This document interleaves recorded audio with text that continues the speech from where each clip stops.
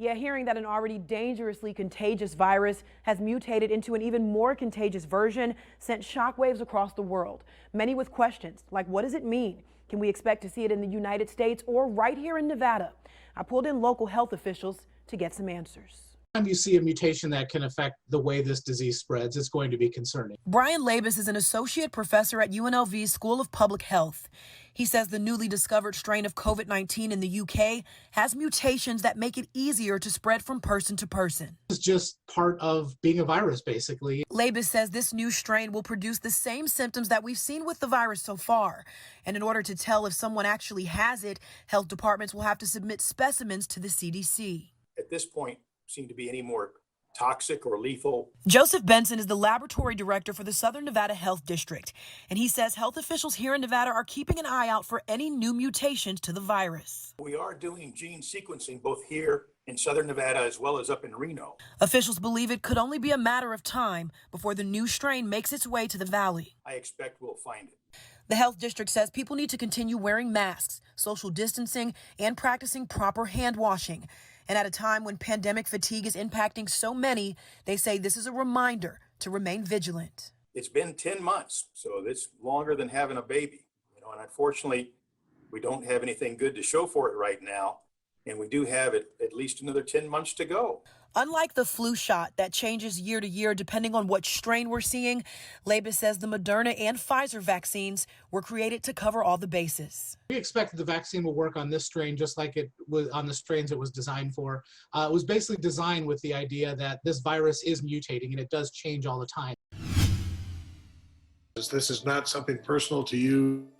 It's no fault of your own. The COVID has forced society to shut down. You're the victim. County officials and local groups breaking down what Nevada's most recent moratorium means for residents. The deadline for the moratorium, March 31st, 2021. Let's start with tenants looking to avoid eviction. They should fill out one of two forms, the county's CARES Housing Assistance Program, or CHAP form, or the federal government CDC declaration form. Anytime you get that notice on your door, you must respond, regardless of whether or not you've given that declaration to your landlord. To qualify for CHAP, tenants need to fit three categories. Tenants must make less than $99,000 as a single person, be directly affected by COVID, for example, losing their job, and they must have nowhere else to go.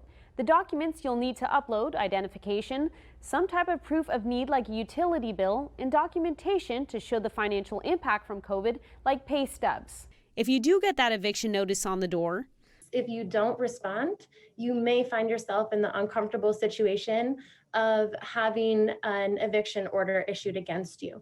So that declaration is not a magic wand.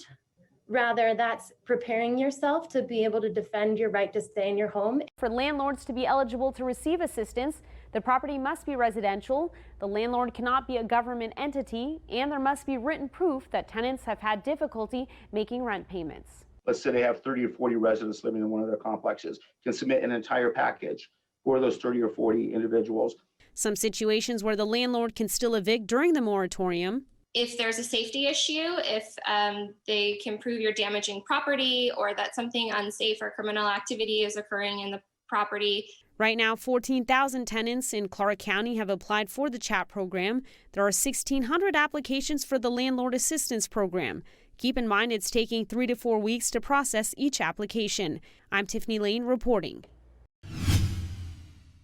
No, it sure isn't, Latoya. Now, the developers, they hope to fill up this vacant lot with 10 food trucks by 2021.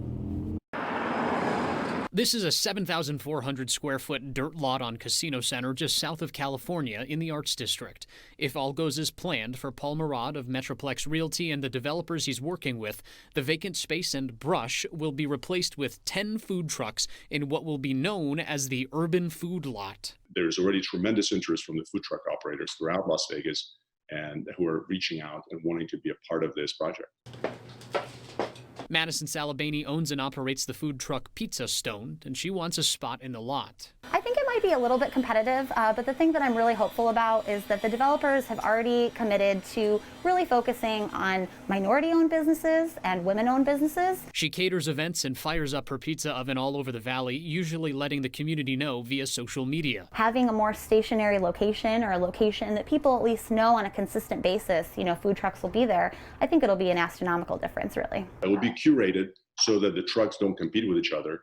We're not going to have two coffee concepts or two hot dog concepts next to each other. It will be well curated. Murad says they hope to open up during the pandemic to benefit food truck operators who need the business. Initially, he says there won't be seating so people don't gather there.